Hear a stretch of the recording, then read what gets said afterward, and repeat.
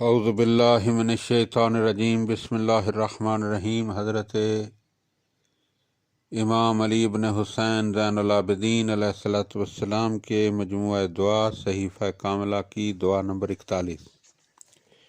جب چاند دیکھتے تو یہ دعا فرماتے: اے فرما بردار، سرگرم عمل اور تیز رو مخلوق، مقررہ منزلوں میں یکے بعد دیگرے وارد ہونے اور فلک نظم و تدبیر میں تصرف کرنے والے میں اس ذات پر ایمان لایا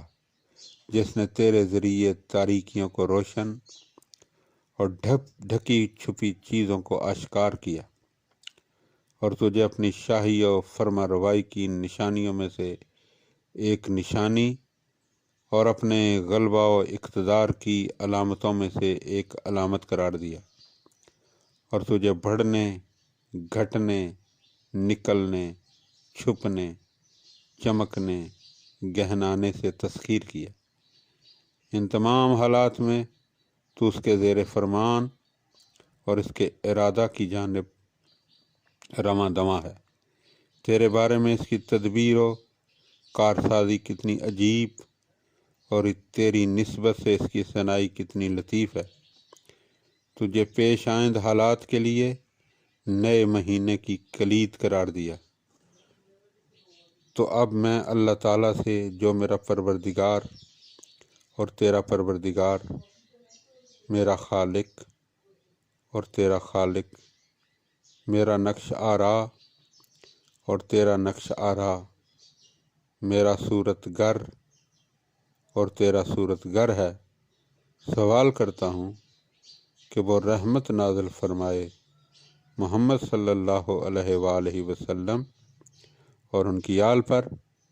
اور تجھے ایسی برکت والا چاند قرار دے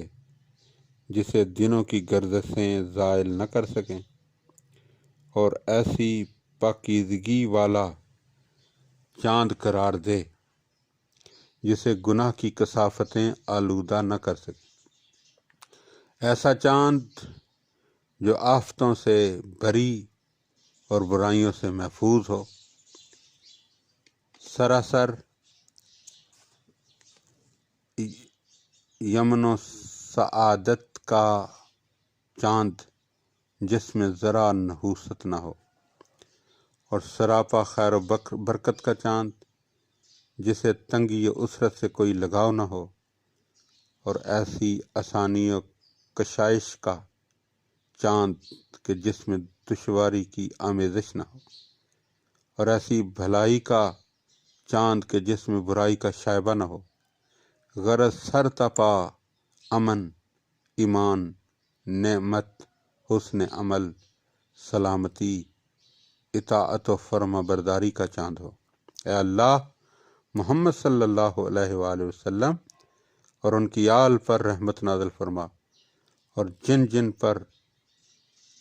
یہ اپنا پرتو ڈالے ان سے بڑھ کر جنہیں خوشنود، اور جو اسے دیکھے ان سب سے زیادہ درست کار،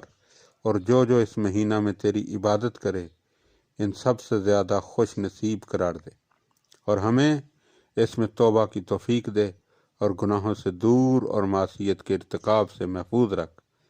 اور ہمارے دل میں اپنی نعمتوں پر ادائے شکر کا ولولہ پیدا کر، اور ہمیں اس امن و عافیت کی سپر میں ڈھانپ لے، اور اس طرح ہم پر اپنی نعمت کو تمام کر کہ تیرے فرائض اطاعت کو پورے طور سے انجام دیں۔ بے شک تو نعمتوں کا بخشنے والا اور قابل ستائش ہے۔ رحمت فراواں نازل فرما محمد صلی اللہ علیہ وآلہ وسلم اور ان کی پاکیزہ و مطہر و طاہر آل پر۔ اللہم صلی علی محمد و آل محمد وعجل فرج آل محمد، آمین یا رب العالمین۔